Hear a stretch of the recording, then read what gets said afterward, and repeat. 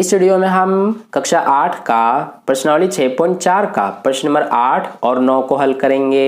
तो चलिए स्टार्ट करते हैं इस वीडियो को। तो देखिए डियर स्टूडेंट्स, प्रश्न नंबर 8 में हमसे क्या कहा गया है। एक माली के पास 1000 पौधे हैं। इन पौधों को वो इस प्रकार लगाना चाहता है कि पंक्तियों की संख्या और कॉलम की संख्या समान रहे। इसके लिए कम से कम पौधों की संख्या ज्ञात कीजिए जिसकी उसे आवश्यकता हो।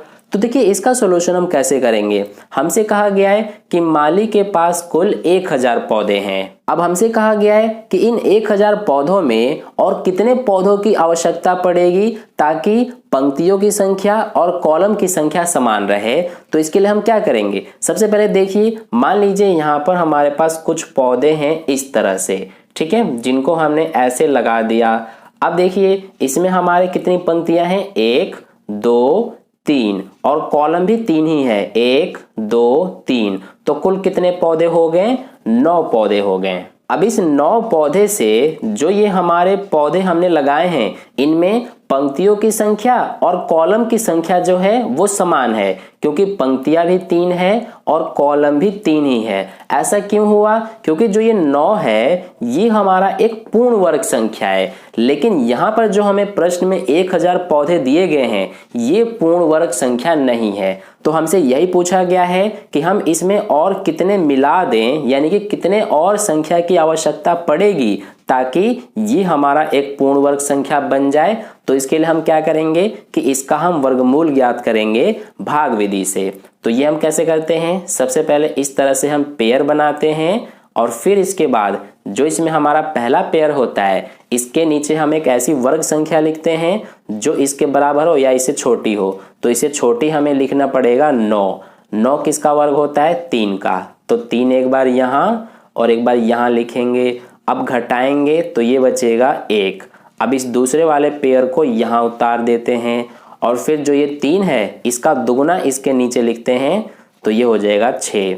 अब 6 के साथ हमें एक ऐसी संख्या लेनी है जिसका सेम संख्या से गुणा करे तो 100 या इससे कम आए, तो वो हमें 1 लेना पड़ेगा। अब 1 यहाँ लिया है तो यहाँ भी 1 ही लिखना पड़ेगा।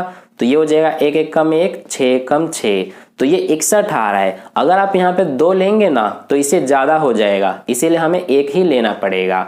तो इस वाले 1 को हम यहाँ लिखते हैं, इस वाले 1 को यहाँ और इस 61 को यहाँ। अब घटाएंगे तो ये बचेगा 9, यहाँ 3, तो ये बच रहा है हमारा 39। अब देखिए हम ये कैसे पता करें कि हम इसमें और कितनी जोड़ें ताकि हमारा पूर्ण वर्ग संख्या बन जाए। तो उसके लिए हम क्या करेंगे, सबसे पहले जो ये आंसर आया है हमारा यानी कि 31, तो इसका जो वर्ग होगा वो हमारा क्या होगा, इस वाले से छोटा होगा, यानी कि 1000 से छोटा। ये छोटा का निशान होता है, ठीक है, क्योंकि जब आप 31 का वर्ग करेंगे ना तो 31 का वर्ग हमारा 961 होता है, तो इसीलिए ये छोटा होगा 1000 से।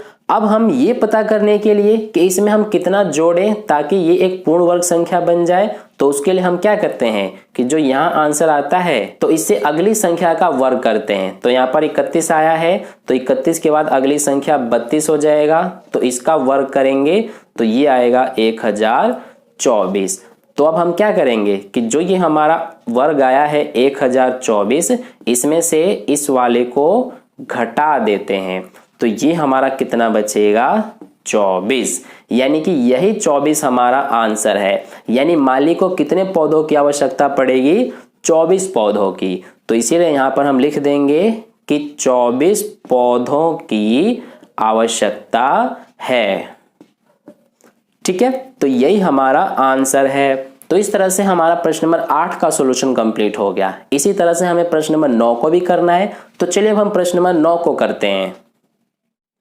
तो देखिए डियर स्टूडेंट्स, प्रश्न नंबर 9 में हमसे क्या कहा गया है, एक विद्यालय में 500 विद्यार्थी हैं। पीटी के अभ्यास के लिए इन्हें इस तरह से खड़ा किया गया कि पंक्तियों की संख्या कॉलम की संख्या के समान रहे। इस व्यवस्था को बनाने में कितने विद्यार्थियों को बाहर जाना होगा।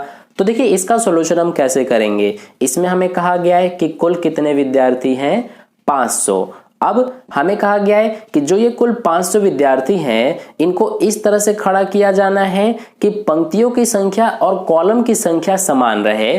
तो इसके लिए जो ये 500 है ये हमारा एक पूर्ण वर्ग संख्या होना जरूरी है, लेकिन 500 तो कोई पूर्ण वर्ग संख्या होता नहीं है। तो इसीलिए हमसे यही पूछा गया है कि इस 500 विद्यार्थियों में से कितने विद्यार्थियों को बाहर जाना होगा ताकि पंक्तियों और कॉलम की संख्या समान रहे।